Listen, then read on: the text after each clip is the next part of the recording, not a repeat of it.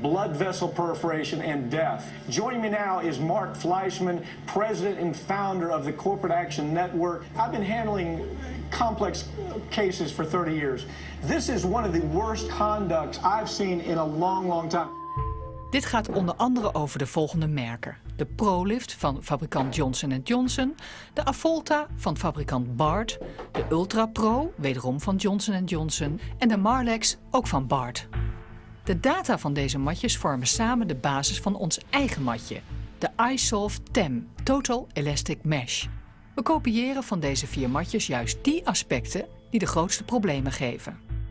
Dat deze matjes en hun data omstreden zijn, blijkt wel uit het feit dat zowel de ProLift als de Avolta inmiddels niet meer op de markt zijn. De Ultra Pro is voor ons een risico, want dit is helemaal geen bekkenbodemmatje, maar een hernia-matje. En tegen alle 4 de matjes lopen nu wereldwijd groepsprocessen van vrouwen die verminkt zijn geraakt door deze matjes. Volgens de Europese richtlijn moeten we nu een technisch dossier maken. Dus dat doen we. En dit doen we samen met professor Carl Hennigan van de Universiteit Oxford in Engeland. We have composed it together, and in the public interest, that's why I've done this. But I haven't brought to fore much of the work we could do. Hennigan is gespecialiseerd in de goedkeuring van medicijnen, maar daarnaast ook een autoriteit op het gebied van medische hulpmiddelen en de CE-certificering daarvan. It's not over the top, not really a lot of work. I would say it's about a day's work. I used to think it was 2 days' work to do this, but actually it's about a day. And I think that's what's interesting. It's in the European directives. It says in the European directives, it says what you've got to do, and it says you have to produce evidence, and it says clinical trials, but it doesn't say and, it says or a literature review that shows your device is substantially equivalent to devices on the market. And that literature review, there are no standards, there are no procedures or methods you have to use. You basically write a little summary and then refer to a load of literature that's out there. Oké, die literatuur hebben we, dus ons bewijs is rond. Maar we doen er nog een schepje bovenop. Een van de meest voorkomende bijwerkingen is erosie. En ons matje heeft een erosiepercentage van maar liefst 30%. We laten dat zien aan de Amerikaanse advocaat Adam Slater. Hij neemt het al 7 jaar op tegen Ethicon, onderdeel van Johnson & Johnson en vertegenwoordigt 300 vrouwen. If you're talking about 30%, you bring 10 women into the room and say you're going to get this put in your body, and 3 of you are going to have the mesh not sit safely in your body, but cause damage to the cells, damage to the tissue, and erode up through the surface of the vagina, and now you're going to have, for most women, surgery to try to remove it. And for many women, it's not just one surgery, but it will happen again and again, and women have multiple, what they call complex mesh erosions, which can be devastating and can go on for life.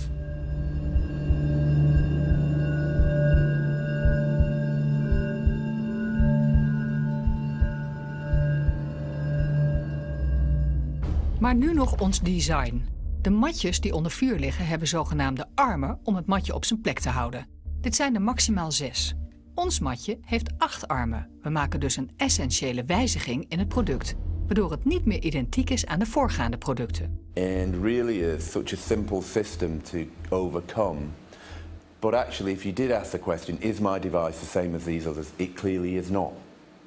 And that presents the major problem. You make tweaks, you do something different, it will react differently in the body. You may not know that until some time out for a couple of years. So if you looked at the analogy in drugs, you'd want to say, well, go and do a clinical trial here. In devices, it's just not the same. He's just asking you to write some documentation to make it clear it's the same. You're not going to be required to do clinical trials. You're not going to be able to even have to do a single study in a human here.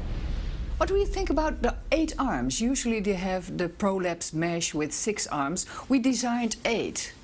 Well, it's interesting.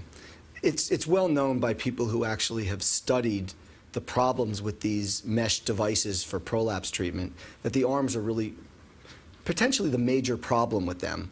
There's a lot of other issues, but the arms was a terrible idea. It was a very simplistic idea and a terrible idea. So what you've done is, whereas some manufacturers tried to reduce the problems by taking the arms off and coming out with new products, you've added to the arms. And That just makes it more dangerous. We made it worse. You made it worse because more arms, more difficult to treat. What could you say about the safety of our mesh? Well, I think you've done a very good job of mimicking what the mesh manufacturers have been submitting to regulatory authorities. I would say the safety of your mesh is the same as theirs. Very poor. Op papier hebben we dus een heel onveilig matje ontworpen. Maar het is alleen nog maar papier. We hebben nog geen echt product en dus nog geen foto's. Na enig zoeken vinden we ons bekkenbodemmatje in de supermarkt, op de groente- en fruitafdeling. In de aanbieding. Het plastic van een mandarijnennetje is namelijk van dezelfde plastic soort als een bekkenbodemmatje. We maken wat foto's, maken het zwart-wit en daar is ons matje. I think it's probably appropriate since you're basically talking about the same material.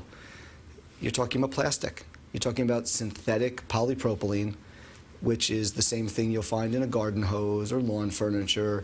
There's a lot of uses for polypropylene. And when you think about it like that, probably not something you want put in your body for the rest of your life. Nog een glossy brochure en we zijn klaar. We sturen onze brochure naar alle medische notified bodies en binnen een paar dagen stroomt onze iSolve Medical mailbox vol met offertes. We bellen er een aantal na. I see here on your offer that you have like an amount of €1,800, and we're wondering if it's possible to get a discount. I can discuss with the colleagues. Maybe I cannot reduce the technical analysis, but I can make a specific discount, for example, on other activities. I can have a chance to, I don't know, 10% discount. Yeah. Yes, we love this. We krijgen toch uiteindelijk vrij makkelijk €300 korting op de beoordeling van ons technisch dossier. We willen ook een Nederlands bedrijf betrekken in ons onderzoek. Kiwa reageert ook, maar in het Engels. Het hoofdkantoor van Kiwa zit in Nederland, maar de CE-certificering van ons medisch hulpmiddel wordt gedaan in Turkije. We bellen de offerte na. Kiva Meer'e hoş geldiniz. Welcome to Kiva Meer. For English, press 9. When we look at the technical file, we can assume that for a 90% sure that you will get the CE certificate. Why should we choose your notified body? Yeah, we are really into this subject because we are doing our job, and I think also the prices are also okay when we compare ourselves with the other companies. Thank you very much. Bye bye. En ook TÜV zit erbij. Is there an extra benefit if we choose from TÜV besides, of course, the good name of TÜV? Well, I think that you can always rely on our judgment, on our assessment results. Okay. Yes. En die goede naam mag wat kosten. Als je een sticker met TÜV geproefd op je product wil zetten, dan kost dat €1,30 per sticker. Inderdaad, per sticker. It's like going to 3 different car dealerships to buy the same car and then eventually giving the business to whoever gives you the best deal. With absolutely no consideration here for whether or not this is going to be safe. They just want to get paid. This is a broken system.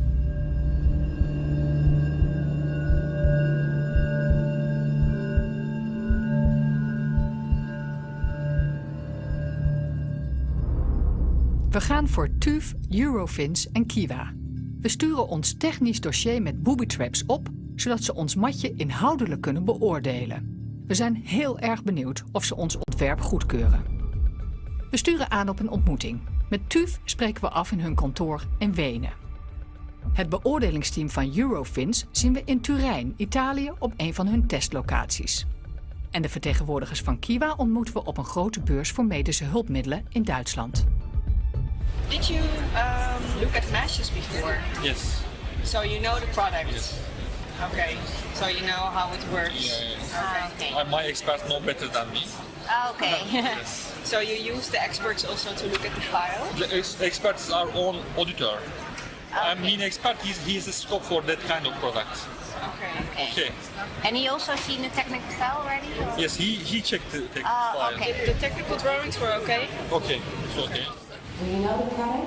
Do you have seen Yes, but we have going to do another classification of mesh. This is the first? Yes. Okay. Is it enough in a technical file? That's what we ask, because we have to prove it's similar. Yeah, is that okay? Enough? Yeah? It's clear for you that it's a similar product? Yes, okay. It's clear, but this way our technical director is no, this type of product is not a problem. What I saw on the file is that it is generally there is evidence. Yeah. A complete list of literature Yeah. does not fall from heaven. No. So it is a result of a long time work on this product. Yeah. So, and if you said it already, our list of non-conformities are mostly formal aspects. Presentation of information. They say